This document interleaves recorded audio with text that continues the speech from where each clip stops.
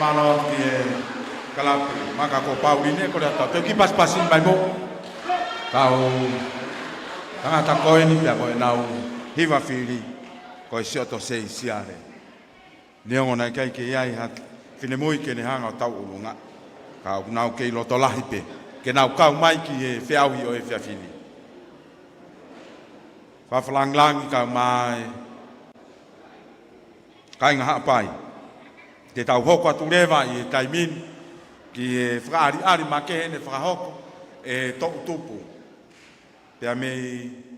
E whunga āwhitu mei holo peka. Whamaloat ke kau whakamau. Whatongia mamafa mo whakahoko e Fe'auhi. Ka hiri e ni te mo toi hoko atu pe.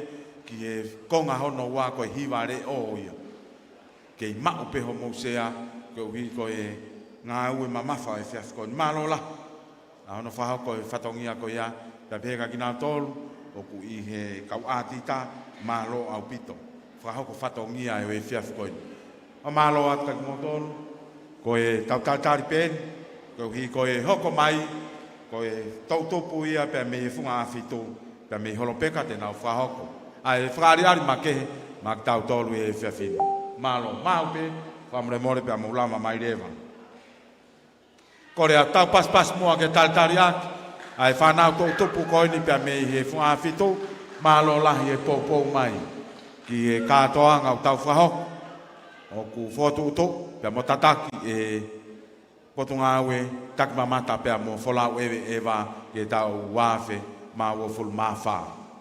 Malo. Whawha ofa e teu. Nau. Teu ngā lanu enga. Whakatapa lanu koko. Ai teu pia kie. Ai teu e whanau whiwhine. Pia koe whanau tangata. Sote enga. Tupenu lanu uri. Pia nau taumala. Pia pehe. Ki he konga ua o e sote aki a lanu koko. Koe ngai teu enu. Haa mai he kua ngani. Mo foi beautiful katoa. Malola.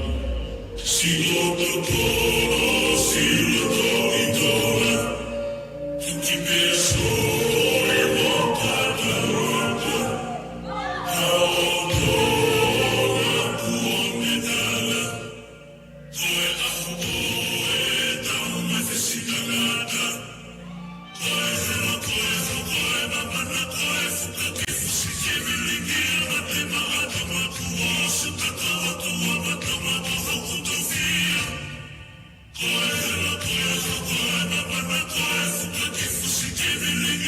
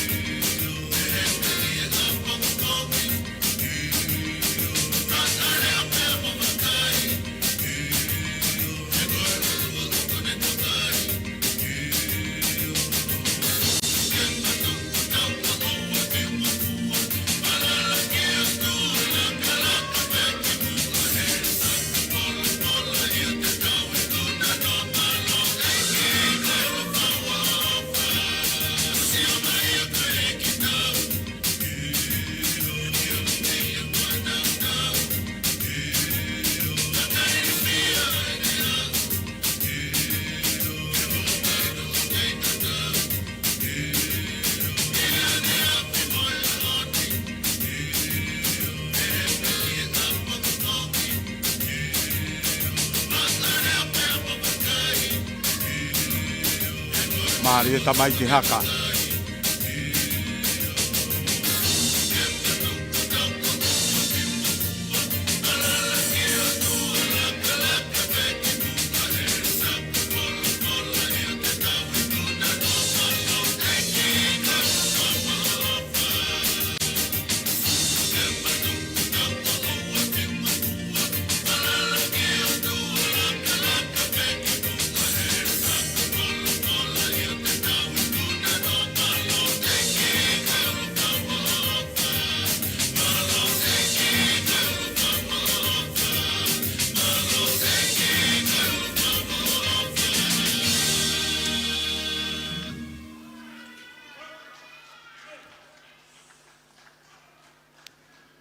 Pamalo atu ki e whanau koni e whaiva uruaki. Te nau toi hoko atu pege nau whaiva hono ua.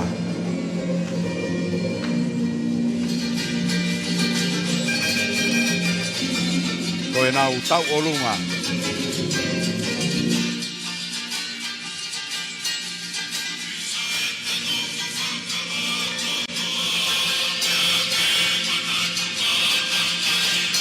Koe nau tau o lunga e tine mui koni ko Lucia na tō kakau.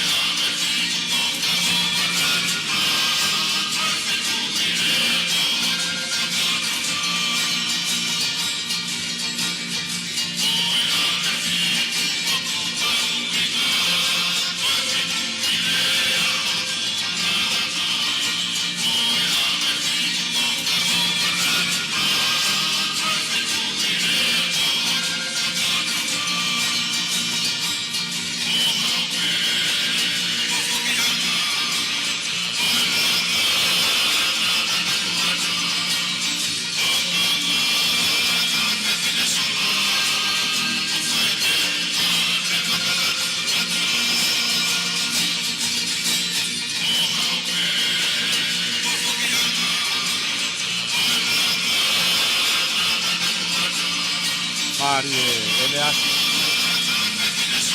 Ele asolau la pare di una tope tine moi con policia colau.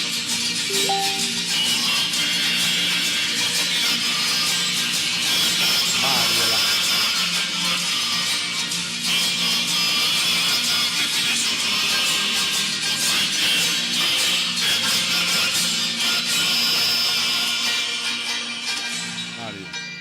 Kore atu tau paspasi kotoa mai whamremore, pe mai whanau tō tupu, me whunga āwhitu.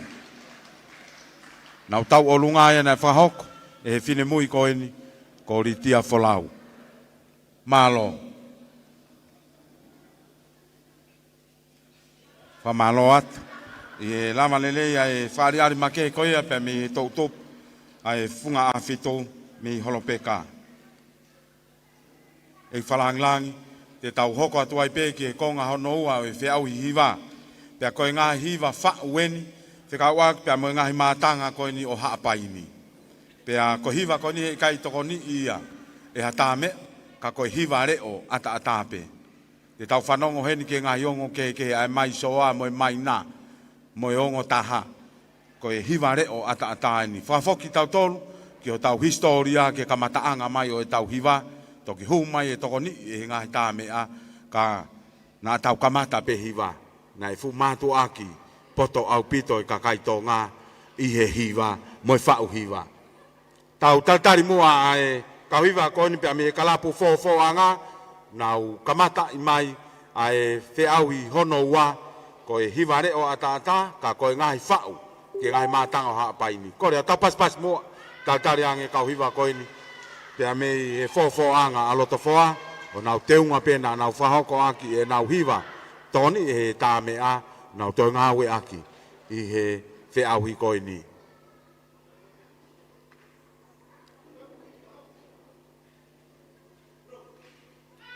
Malo.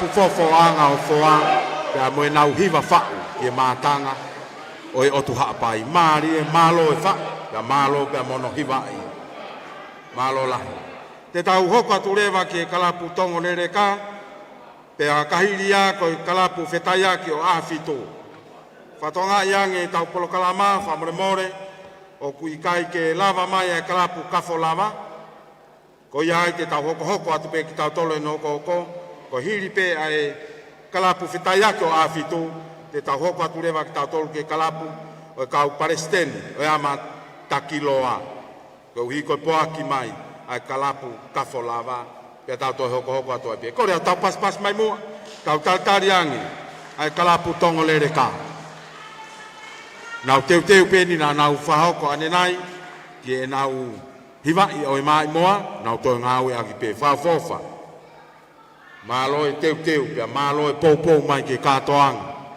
o i vahe whonua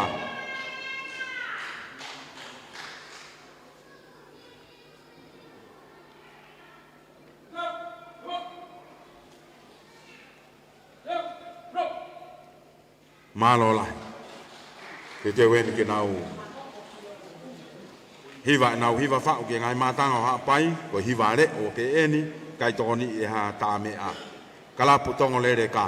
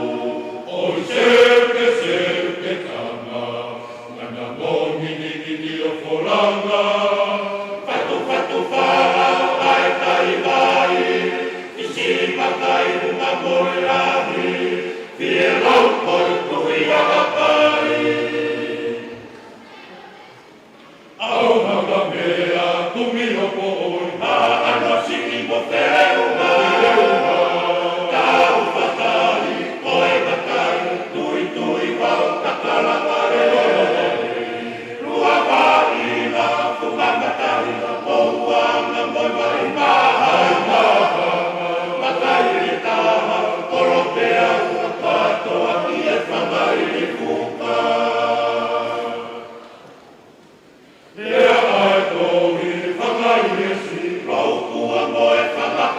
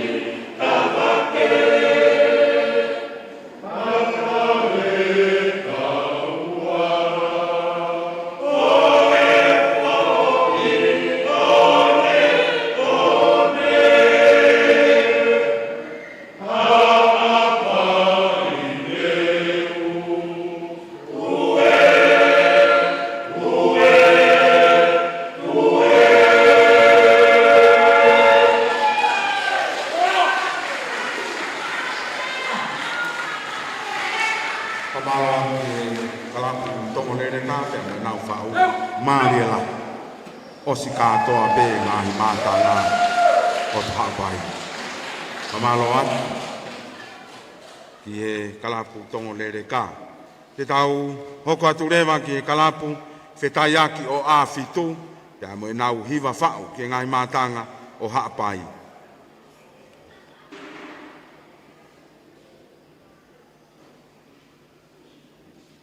Kalapu whetaiaki o āwhitu.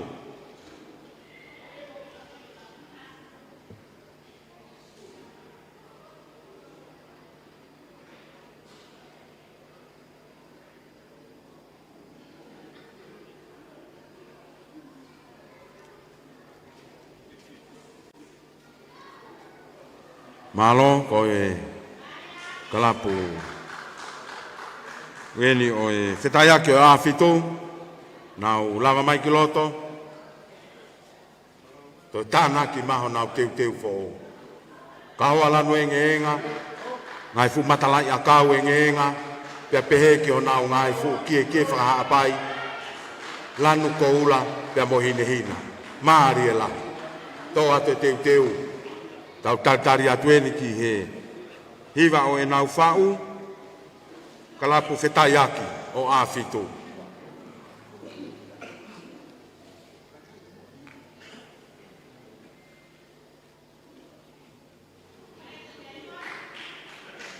Tataki mai e sione telefon, pe pehe ki a Paula Folau, pe amo wike pulu. Pehe ki a Ofa Kione.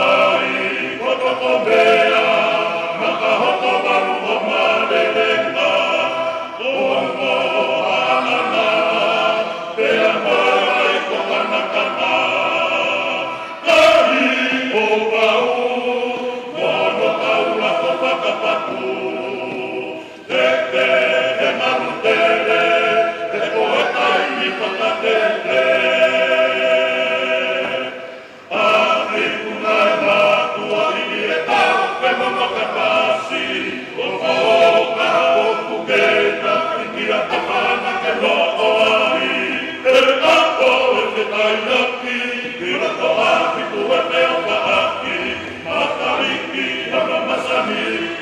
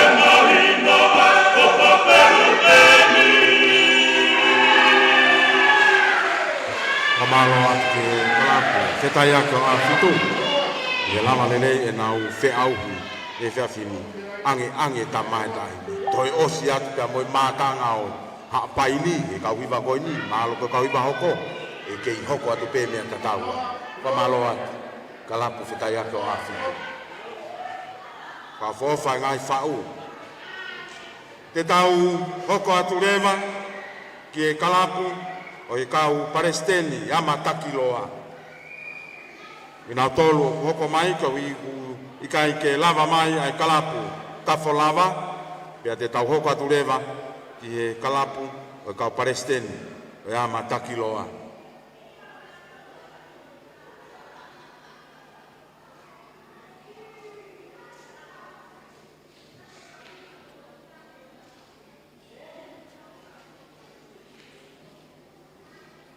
Malo kalapu wene kau paresteni ama takiloa taki mai a kiloto taki mai a pa kofe malo mua e pou mai e katoanga ai vai fonua ka ko potunga we tak mamata mo folau e veva o kune tataki mo fotutu ngai polo kalama ko ini ke tau lave mo nuai yo tau funga makan malo apito e pou ye katoanga ai taki mamata ko Hoku Tonga ko Hoku Laukau'anga my kingdom my pride Mamani lai kavei this mo foto umai itau ngawe aki itau ko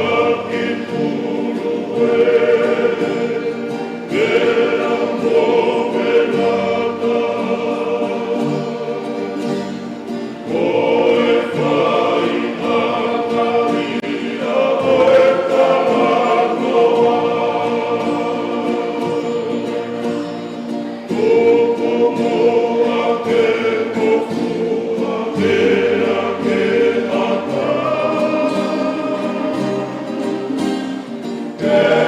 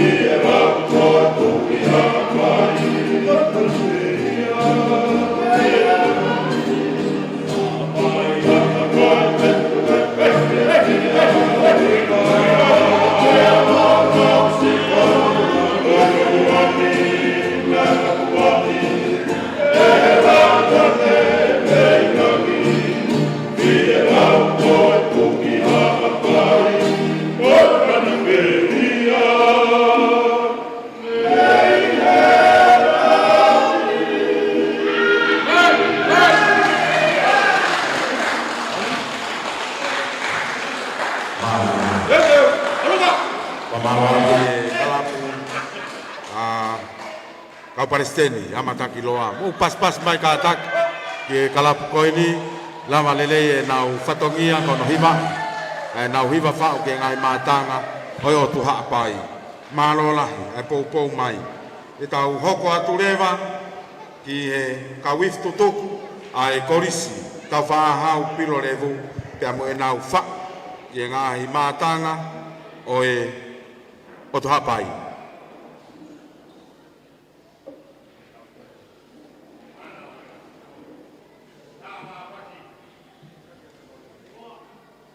DJ famore more kore mai ke oangi mā tau i whatau a Maama whana tau ki whao ki ai kai ngā wai.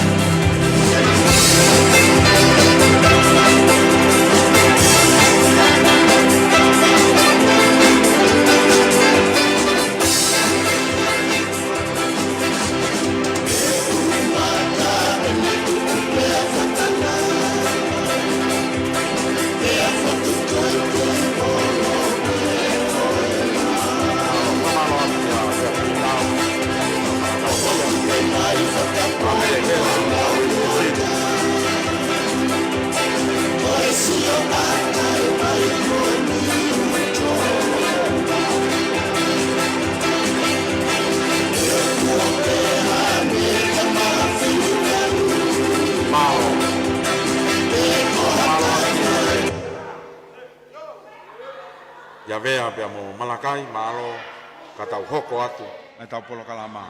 Kau isi tutuku ni ai korisi tau whau pe amo pilo revu, pe amo e nau whau, te nau whahoko atu. Malo au pito.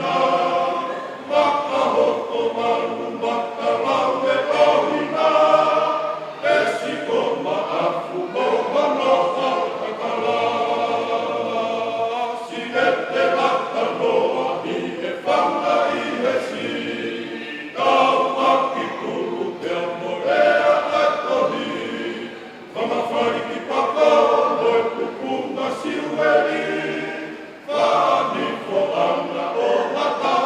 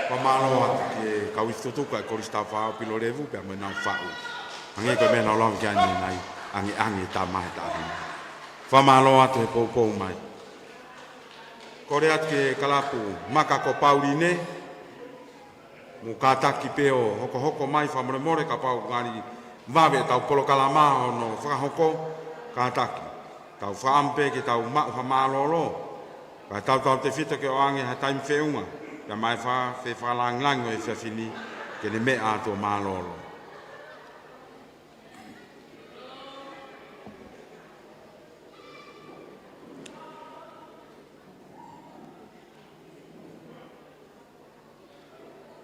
kalapu maka ko pauline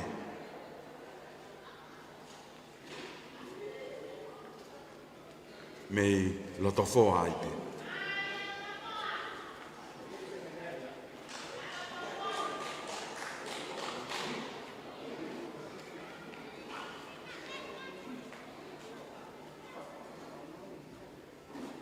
tataki mai e samiu pa morevuka ka mai ka tata eiki dia me he funga no hea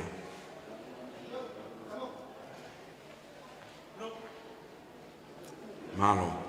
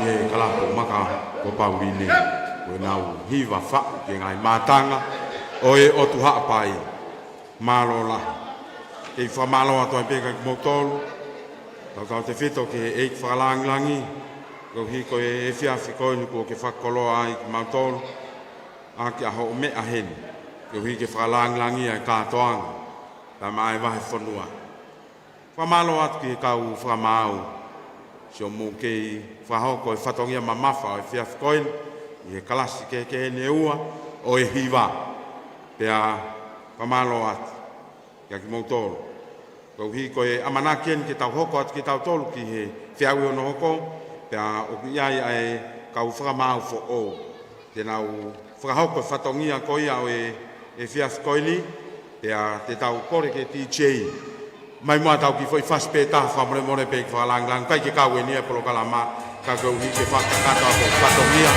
e peton o tau fra mau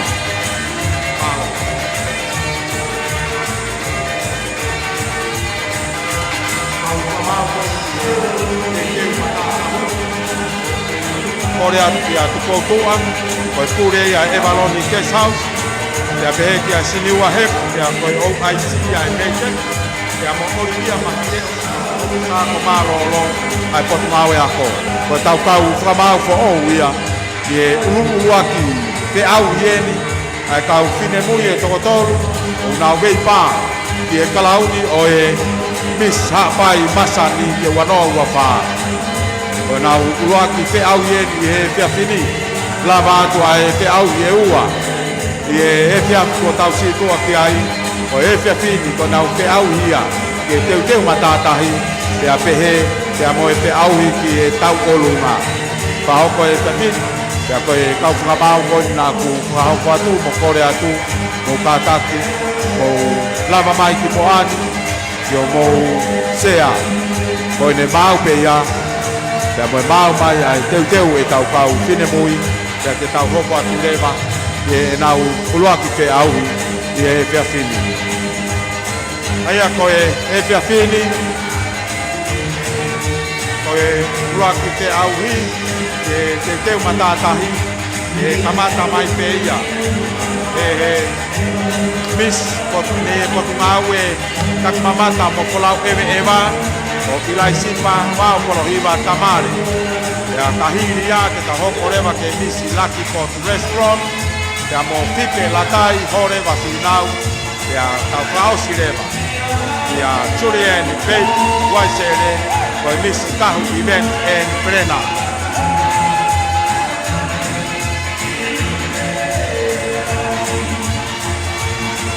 Ae koe tau uruaki Fe'auhi a whamalo atu. Ia orivia ka mā siniua, kona Maama i te ona sea, kai ke wakai atu te nei te ak mai, Hoku te tongi mai, e tahenta po ou si tamaretina,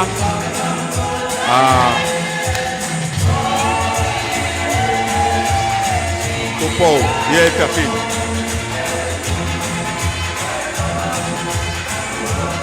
Te tongi mai, e si tamaretina, tupou tua. Malo mua kau whamau.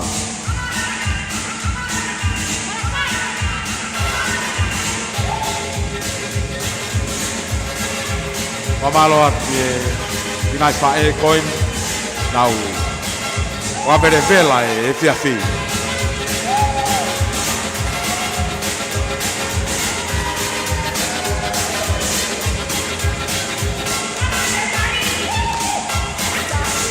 Malo malakai a pea. Kau whata mo e. Ngai popo ngai whae koin. Iono whama whana i o tau e kati. Ngai katoa ngai a hapai. Iai e. Ngai whae kau maa e. Tamai koin. Kai ho tau whabere vela. Malo la.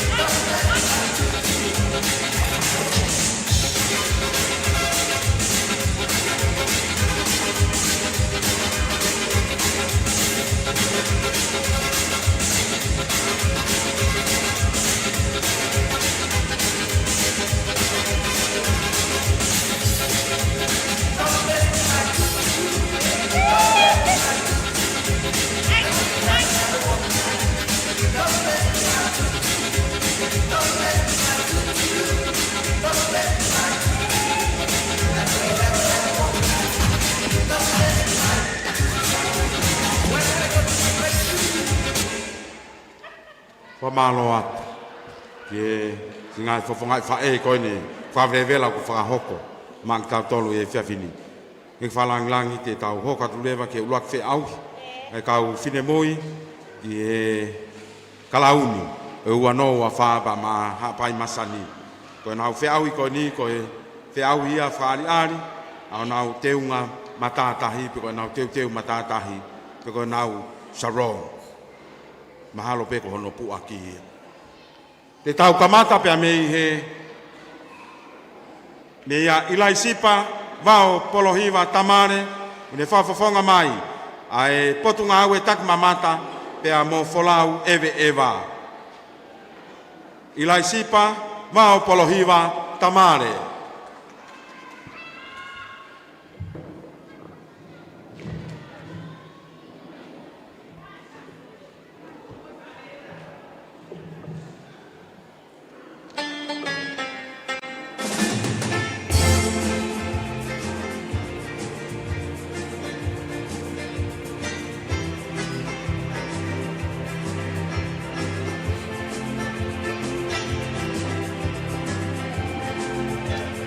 Tau taritari, korea tau pas mai taritari.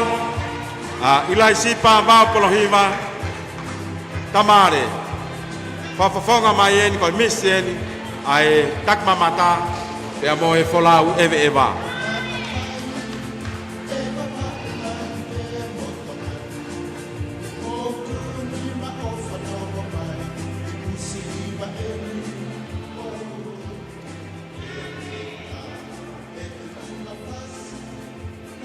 Ko Hoku teunga, o ku whakatai pe ia, ke lanu e langi, mo e moana. Ke whakamahino, koe o seni Pasifiki, koe taha ia, o e potu tahi, o kua Laukau'anga. He o ku tuu ai, o ku ki i whonua, o ku tuu i o seni. Koe no o ku teunga, o ku ne whakahaa mai, ai whelu teni, ai hake mai ai whakalakalaka. Ki hoku whonua. Ka kune kei maupe, ai molu malu o e whewhine Tonga. He ko hoku Tonga, ko hoku Laukau'anga. O ku pelu, ke tatau, ke mahino ko hoku kuohiri, mo hoku lolotonga, o kuna Fe'auhi. E oi hoku kita. Ko hoku teunga, o ku hai, ai ngahi nau o seni. E whakamahino, o ku kei mahupe a ngā tai. Ka tau tai i e tangata. Ko haapai, o ku kei mahupe ia. Ilai sipa. Vao polo hiva tamare. Ka mo ene teu. O ka a eva. Ie matatahi. E koe one. Oi o tu haapai.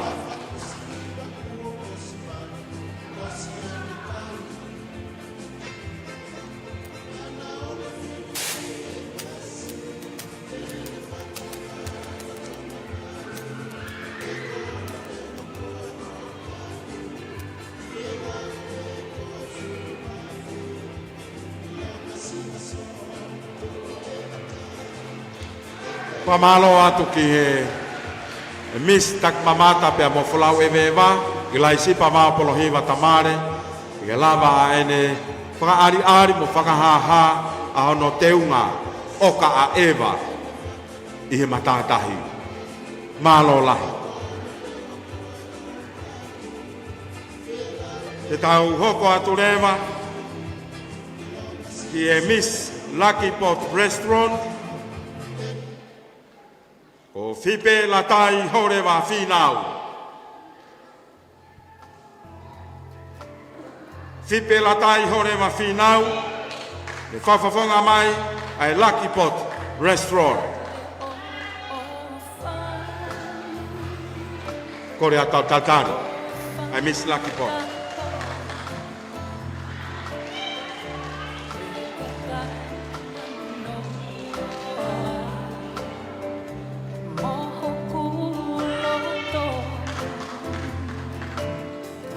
Ulanu ni hina tui fio lan mata a hoku teunga. Pea kau atu ki ai, pea moe lanu pulu. Koe lanu mata, o kune whakafafonga mai a natula. Pea hanga e he lanu pulu, o whakawhehoko taki mai mo o sen. Ke u laukau i natula, mo wakai ki o sen. Miss Lucky Pot Restaurant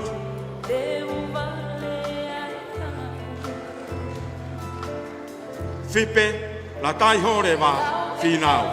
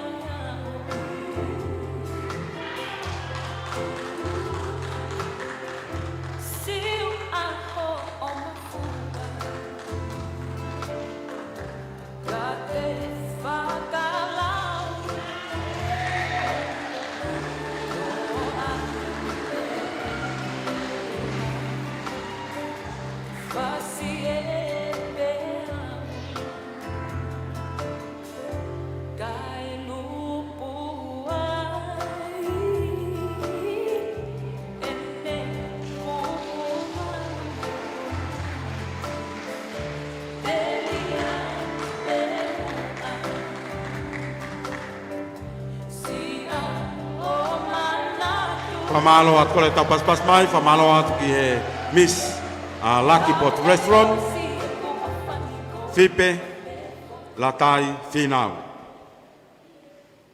Koe tau Miss Hoko, ke whakaariari ono teunga, o ka aewa i he matatahi. Koe Miss Kahu, Event and Planner.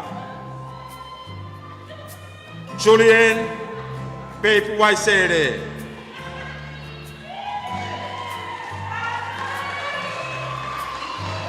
Julien, Pepe Waisele, le whafafonga mai ai Kahu Event en Prena.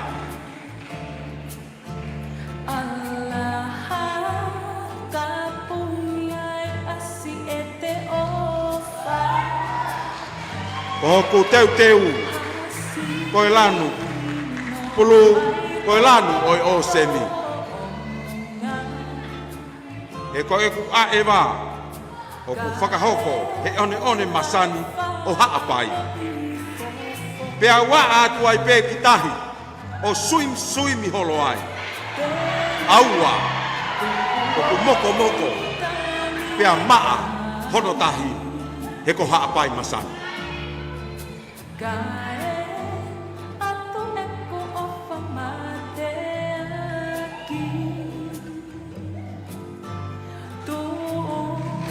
Miss Kahu Event en Plena.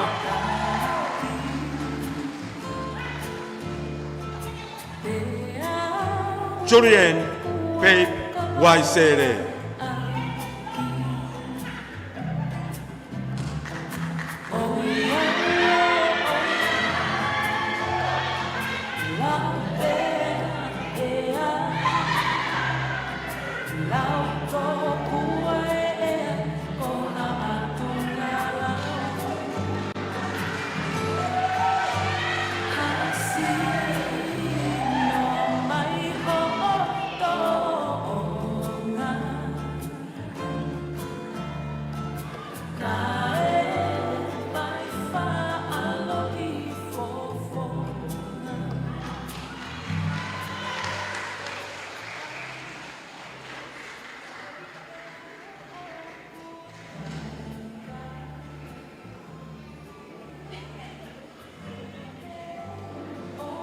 Kore whamore atu peke kau whine mui koini na e whaha nau teunga i e matatahi mo ka take mo to e lama mai ki loto taki mai pe e he misi taki mamata mo hak whakataha pe o mo ki takai ko taha pe e whunga Stacy pai ki te kawe nia he whakamau ko mo Toi takai whaosi mai pe.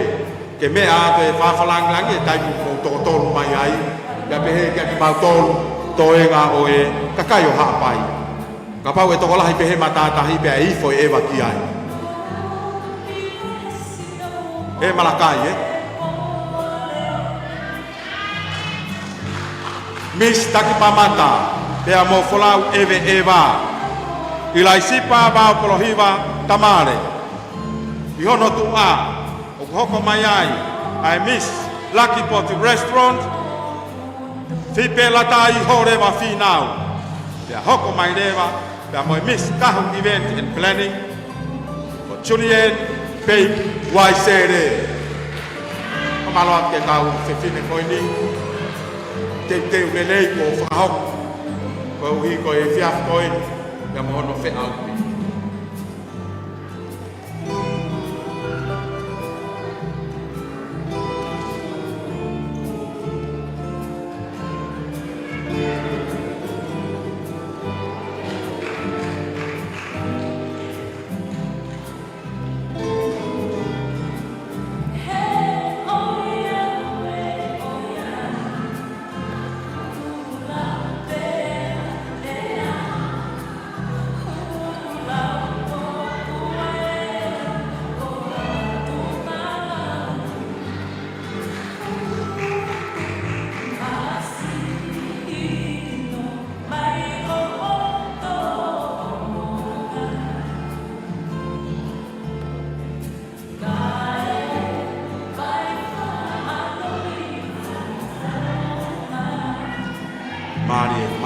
Malo kau fine mui koi ni Fe'auhi lelei ko whahoko i e te fine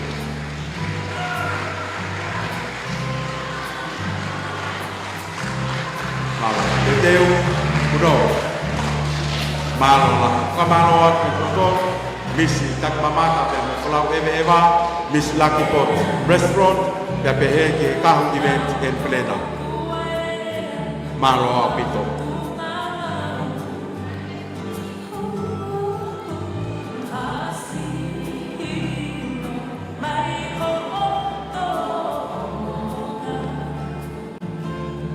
malo at ke kau whamau e whatongia mamafa mo whakahoko te tau hoko atu lewa heni ki e whakaariari make pea mei e korisanga tō se fō pea moe ne kulupu wholosou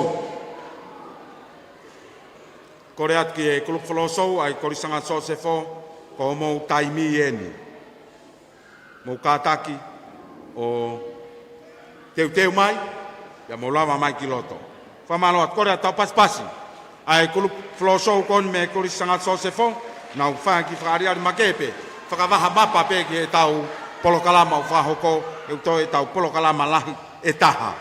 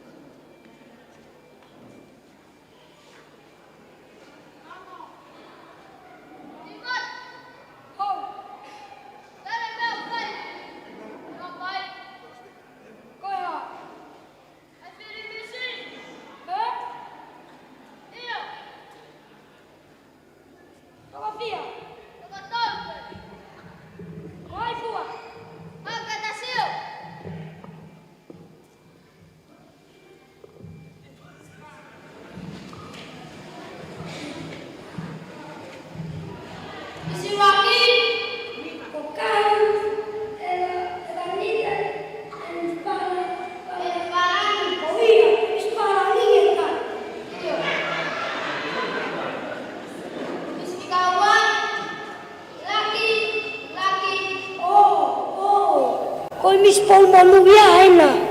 Ikai, Koe laki pot. Ko ia, ko polmonu ia ia. Ke ilo e whaparangi laki.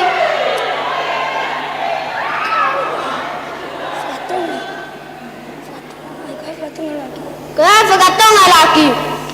Laki, ko manu ia. Koe ai whakatonga e poti. Ko paulu, ia ku ko polmonu ia. Mis whakatolu. Taki mamata.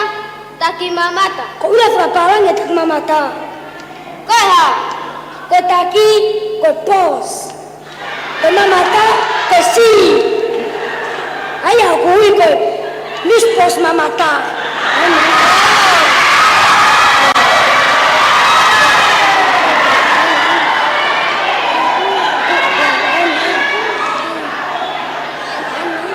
Ai naya. Ikai ko Mamani. Ko pos mamata. Oh, okay. Kailo ame avisone. Koe ha. Kailo ko mise tu ko tolko ni. Ko lau tolpo to atahi Mamani. Ya pa ini. Oh, iyo. Ko kono laki. Ko lau tolpo ano fui mafu. Ko yai. Wate matala molu. Katek motor katoa kaumis. Ofat. Makolat ke mafrao kati vya itemi goni. Tichay kalke ta ime maufasi.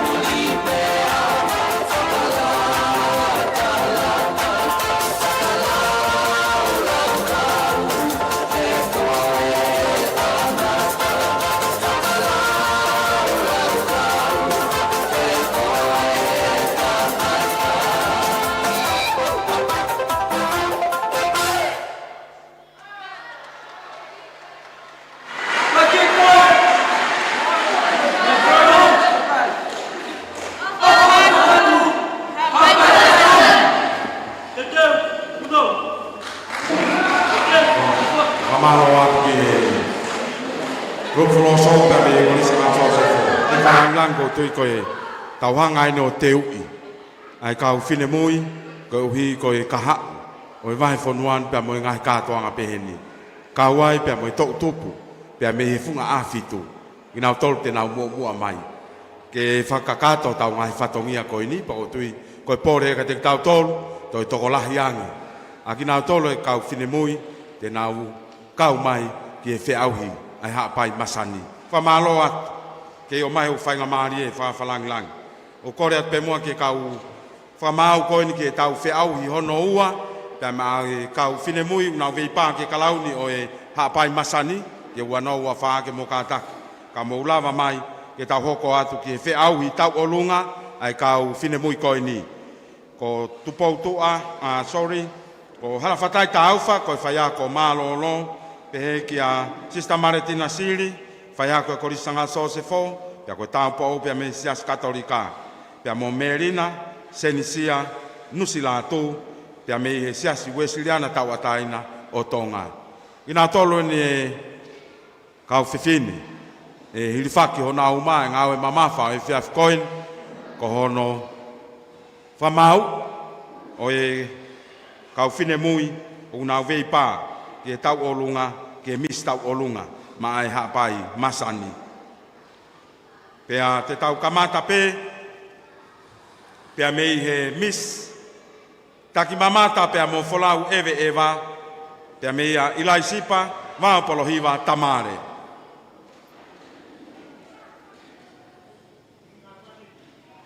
Kai ke ulawa o whakapapa langi ato ai tak mamata. Ilai sipa maapolo Hiva tamare. Ko ia ko ne whafonga mai, ai potunga we tak mamata, pea mo folau ewe ewa. Whamre more pe ik whalang lang. Tau ki tuku mai pe mua aku i whainga maari. Keu teu. Au toki lere mai ke whakato whatongia. DJ, whamre more, tai mai haki whi whasiko tau ongo i ko sovin sovana i ko tau loto. Tau fia, tau mawhana. Ho e na toa.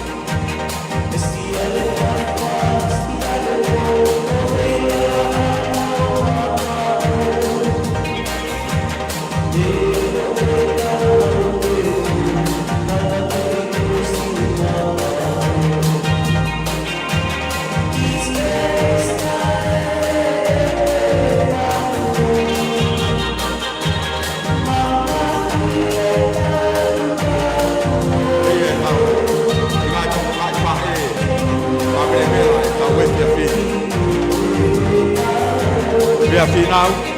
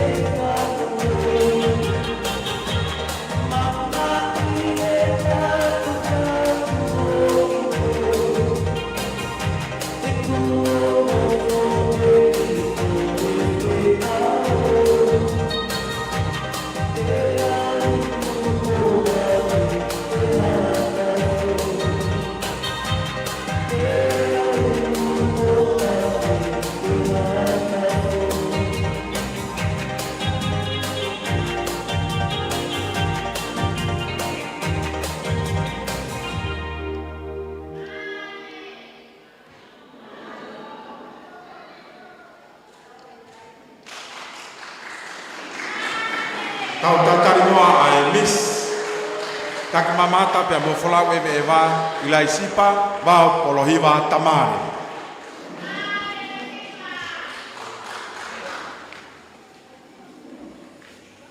O kamatain o enau Fe'auhi ki he Miss tau olunga o he apai Masani.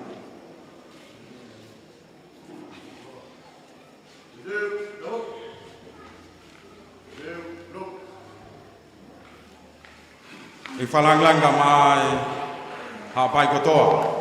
Kupe mua ke u whai ato e ki whamatala koeni. Pika waha ki pia mo Hoku teu teu. Ko Hoku kake i ko e teunga kakala. Ko e ao ao kakala e ku whanga kui. Ko Hoku teki teki ko e whakaotusia na e toria me he api ko mo unga one. Ko Hoku kahoa ko whakaotusia na e toria me he api ko tau atala me he otu mua mua mo e huni o whanua manu. Pea ko Hoku te unga ko e wha o hulu i pāongo. Whangalahi pea monuanga. O tui aki ai helu o pilo levu. O whakamae pea tui whakaotusia o tō holo. Pea ko Hoku no o, ko i sisi maile, fungani whakaotusia, na e tori, me e funga ano he hea. Pea ko Hoku vesa, ko i whakaotusia, fungani maile, na e tori ia, me e whanga whariki pako, mo i taulanga, whanga ihesi, tua au whātu. Malo.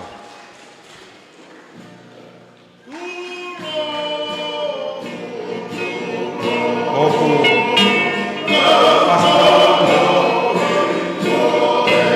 Upe. O manu mata.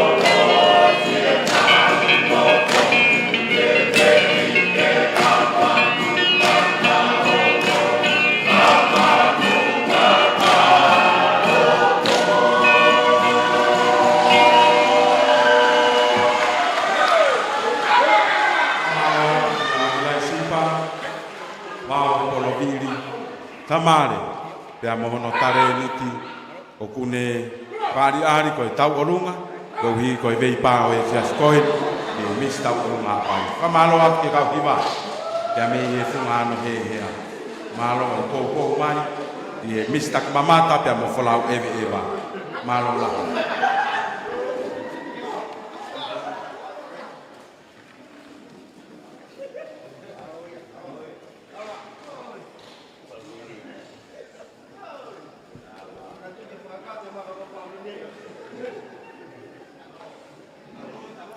Te tau hoko atu rewa ki he Miss Hono wā koe Miss Lucky Pot Restaurant ko whipe la tai ho rewa whinau. Whipe la tai ho rewa whinau koe Miss Lucky Pot Restaurant.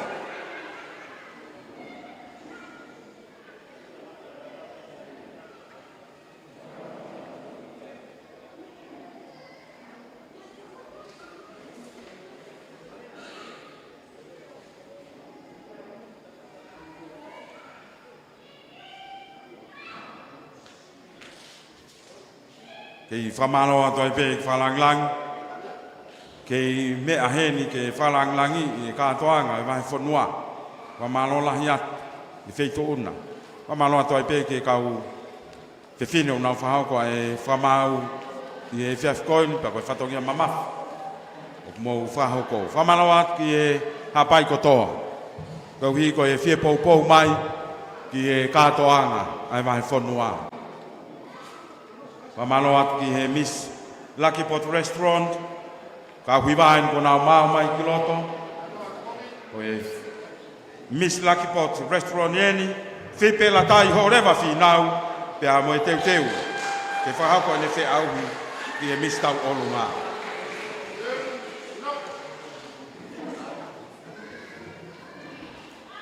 Kore pe mua i e whainga maari e koe ni, kau ki lawe nou atu. Ki hoku teu teu. Ko hoku teu teu, ko e rimu tanga na e tawaki i e laa. Te auhanga o tui more fua ia, mei o lunga i lalo. Ko hoku no o loto, ko e rimu tāsi, pe ave aki, ai kie hine hina. Ko hoku teki, ko e kie na e whakaau au i iki, koe uhi, ke teki, ke kātoanga, o e whiafi koini.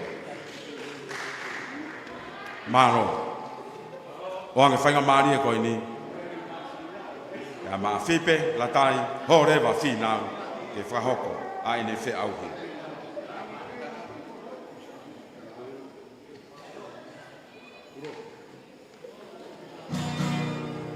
Thank you.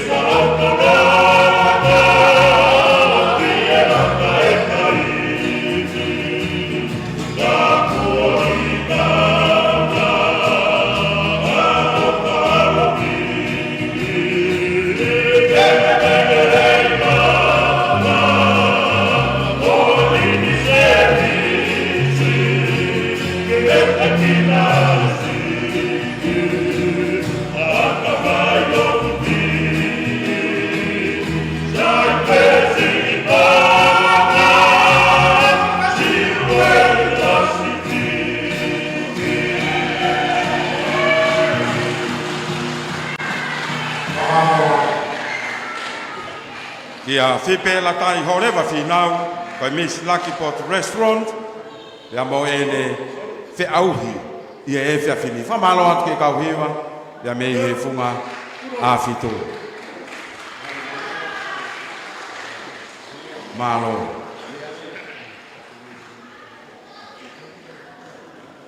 Te tau hoko atu ai pe, ki he Fe'auhi, a children pay puai sere, koi Miss Kahu event in Prena.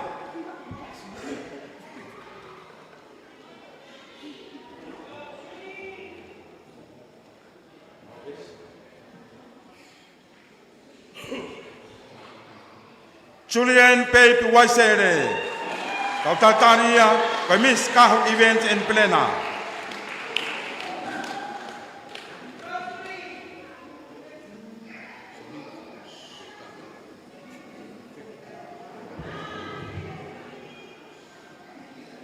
Kore pe moe whainga maari e koe ni ka urawe atu ki hoku teu teu. Ko hoku teu teu, koe e whisi iniu na e tao o tui whakamanu lua. Pea whungani aki ai lopa o toi tui whakamanu lua. Ko hoku no o loto, koe kawha pulu. Pea whakamatala a kau o pitoi aki ai pō niu.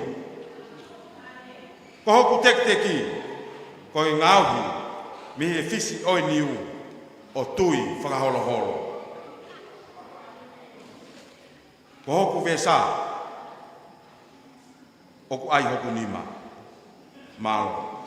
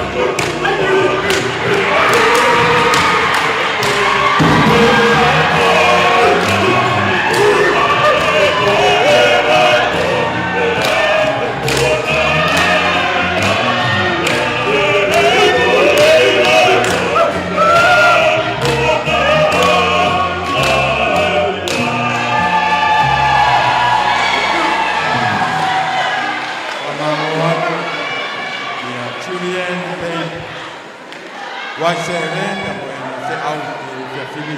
O malo te ka huwa pe mo a fito te fa o fa te malo la kore ta to ki pas mai mo. On ta mai ki no mo koi ya mo no tare ni ti. O e tau o lunga o kune Sivi aki. E fia fili la malele ya ene Fe'auhi. Wa malo la hiat. Malo mo ai pou ya mo e kei teke. A e tau polo kalama o e fia koen.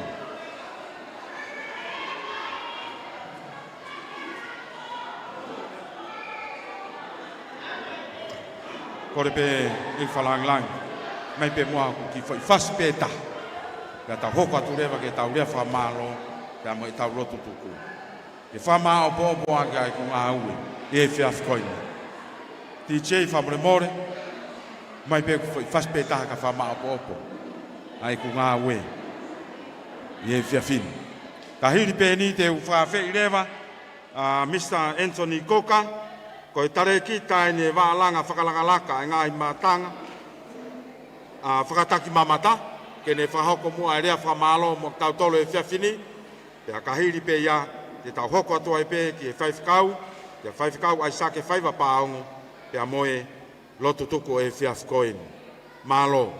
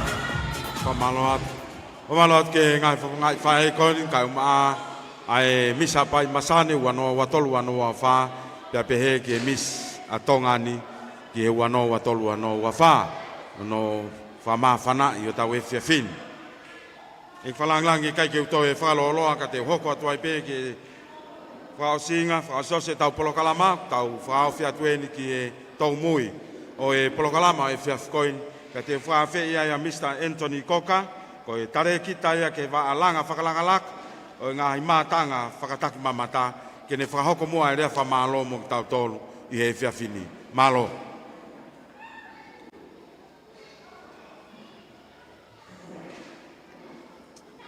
Tapu e awhio e o tua mawhimawhi.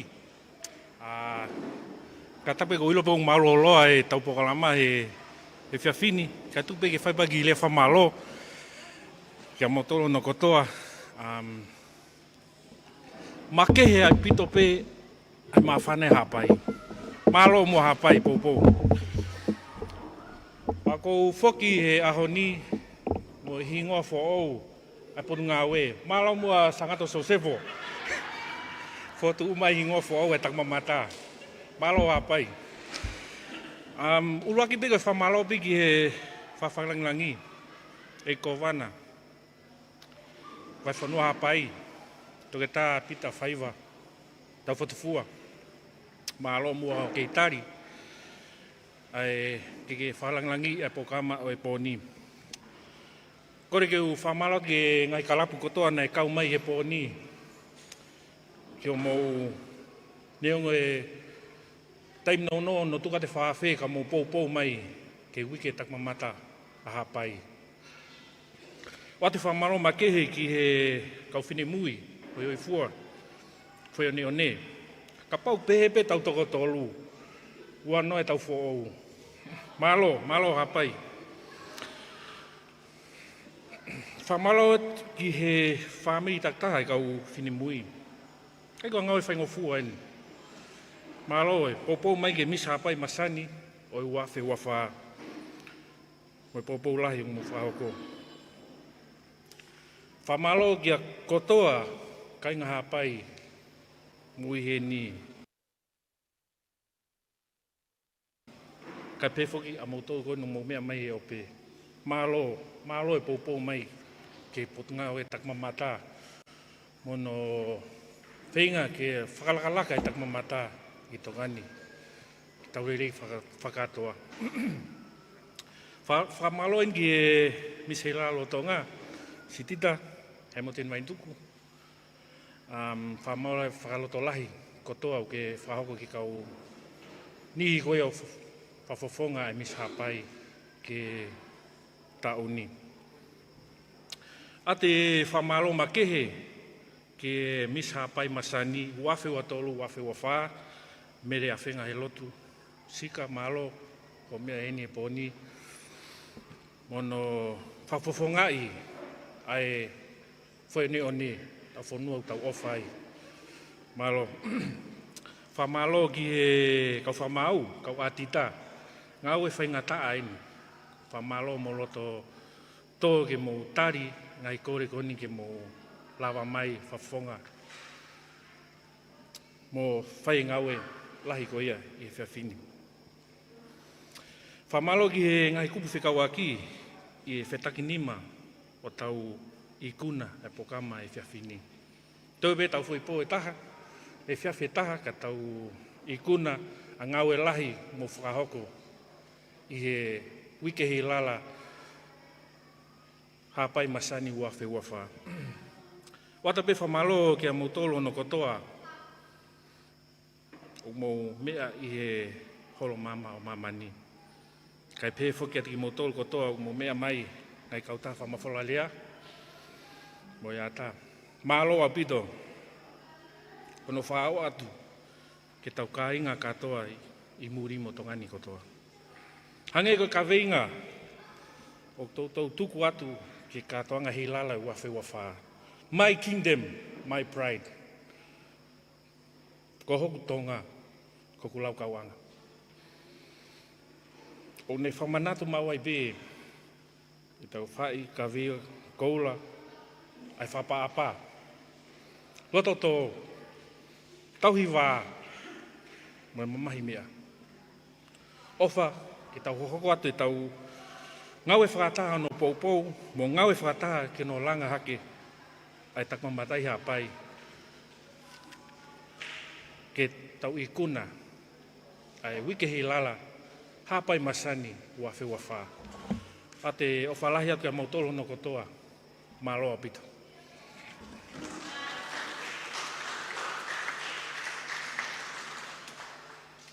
Whamalo ki a Anthony Koka, pia moe nea whamalo e whiafkoil, une whamalo ia, e ngai tapa ke o ku tapa mai, ke uhi koe pou, ke tau wike hapai Masani, malo au pito. Te whawhea i pēa e whaifkau, ka koe whaifkau pōre, siasi tō kai kolo ia kalai sia vai whano hapai, whaifkau ai sa ke whaiva pāu, ke ne whahoko mua e tau lotuku e whiafin malo. Koe tau tau aasi. Ke tāpua ki mai ki motore siova mene tauhi. Ke hangai fofonga maa siova ke te ki motolu mene alo wha. Ke whaulo mai siova na fofonga ke te ki motolu ka mene meri no. Koe ke lesa tau eiko si sukaraisi. Ka palahi ai o tua koe tamai. Whamaramaru ho lau maari e maa nioni. Whaafi whalang langi. Ka peheka te ki mautolo no katoa. Me e poni pe o nā hiri. Whai pehe tai ngata. Nemeni. Ko ni Laukau'anga ai programa pohono ia o programa wiki hei lala o vai whanua hapai. Pea hangi ko ia ni mawongana ai ia ni whawhalanglangi tangata e ki kowana ko ia o vai whanua hapai tukata pita whaiva tau whakifua. Pea hangi ko ia ko MC ko ia o koni o kori o Fe'auhi. Aia ko tuka e programana e kamata kukia e loto kei whekau sa stoka i kolo ia kalaisi kei whekau ai sake whaiva paongo ia ni hiri ani hoko lewa ki he rea taritari ni whakatu ia o kutukolo o hihuko tonga rereka mai kolo talanoa ia ko kamata lewa Fe'auhi lalahi ko ia e wha ako Fe'auhi whakalaki ko Fe'auhi Hiva mai moa kunchalote te tau olu mai. Aina e kau heni ai ngahi kulupula lahi ko ia e ono. Pea pile Fe'auhi Sivi Hiva toni he mearea pia mo hono tau olu ngai ni hoko lewa ki Fe'auhi hono wako Fe'auhi Sivi Hiva Hiva leo whau fo ou. Kawa e ngahi mātanga koe vai whano hapai. Pea koe ngai koe ne whahako atu ai kina tolu ai ngahi kulupu na Laukau i Fe'auhi koe. Pe hiri Fe'auhi hono ua ko ia ne hoko lewa ki he Fe'auhi koe a kau kisi heila lako Fe'auhi a whakari ari teunga matata. Pe whaosi aki a Fe'auhi tau olunga a kau kisi. Pe toki hoko lewa ki rea whamaro ne whahako atu ia e tare kita putu mau tak mamata mo whalau ewa Anthony Koka. Ia toki lotu tuku lewa whekau aisea whaiva paongo whekau sa suesi tō kai kolo ia kalaisi. Pea whatawanga pene tau wona ia tau whenasi aki he ngahi ata pea moe rea e whiakini ni whahoko hanga tonu atia pea ni he whaiwhanua hapai ni Holo Maama Mamani me Pangai ia e whamalola. Ai ko he moe moe rehen ko hia ko hangahi tono unou i he ngahi tono unou kate kikare i he tau whaaki kare te oka o maa e interneti. Pea whatawanga pete tau tue whelonga kere i a pongpongina e kaimta tau pe i he kaimta tuku e kia. Ai ai toki huia e ngahi pare katoa e ngahi Fe'auhi. Pea whamarohen i he tau whaita Facebooka.